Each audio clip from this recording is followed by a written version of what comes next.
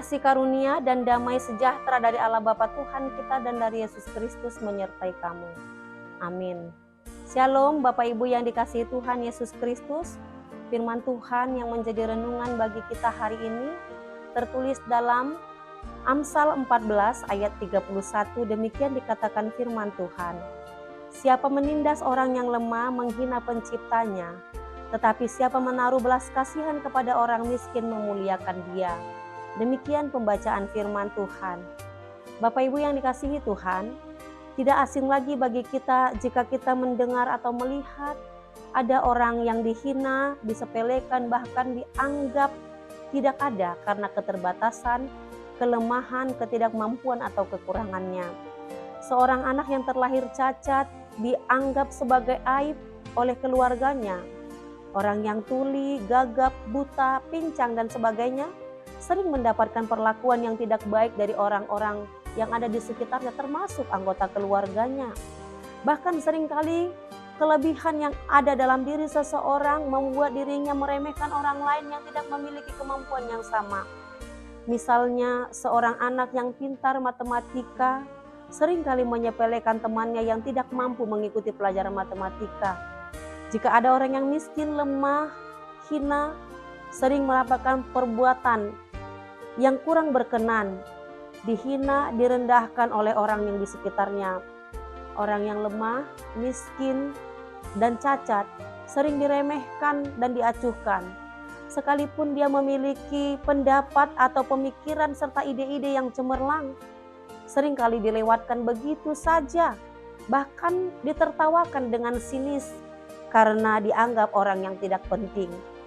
Renungan hari ini mengatakan, siapa menindas orang yang lemah menghina penciptanya, tetapi siapa menaruh belas kasihan kepada orang miskin memuliakan dia. Renungan ini mengingatkan kita sebagai orang Kristen agar kita tidak menghina dan menindas orang-orang yang lemah, miskin, dan cacat. Sebab menindas dan menghina orang yang lemah, miskin, dan yang tidak berdaya merupakan perbuatan menghina Tuhan Allah, Sang Pencipta alam semesta. Hal ini juga disebutkan dalam Amsal 17 ayat 5. Siapa mengolok-olok orang miskin menghina penciptanya, siapa gembira karena kecelakaan tidak akan luput dari hukuman. Dalam hal ini menegaskan agar kita tidak menertawakan orang-orang yang ditimpa musibah, mengalami kecelakaan, penderitaan. Jika hal itu kita lakukan, maka Tuhan sendiri yang akan menghukum orang yang menghina orang lain karena keterbatasan dan kekurangannya. Bapak Ibu yang dikasihi Tuhan, jika kita memiliki kepedulian, berbelas kasih dan mengasihi mereka yang lemah dan miskin dan tidak berdaya, itu berarti kita sedang memuliakan Tuhan dengan perbuatan baik yang kita lakukan. Kita memuliakan pencipta kita dengan menaruh belas kasihan kepada orang miskin dan yang lemah serta tak berdaya. Sebagai umat Kristen kita diingatkan agar berbelah rasa, murah hati, membantu dan memikirkan perasaan orang lain.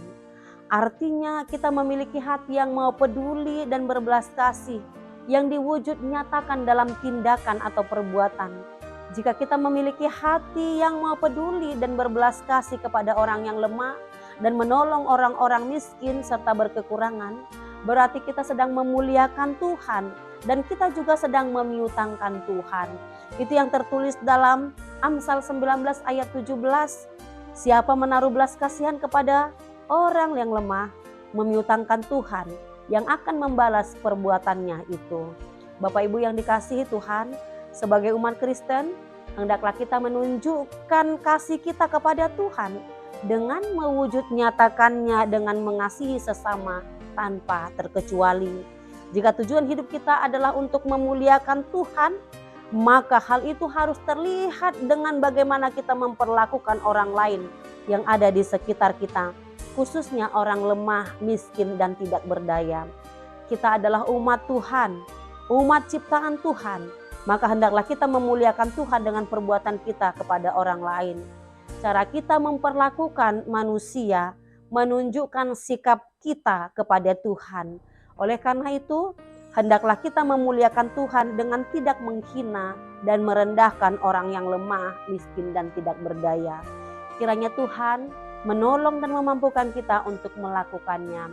Tuhan Yesus memberkati. Shalom.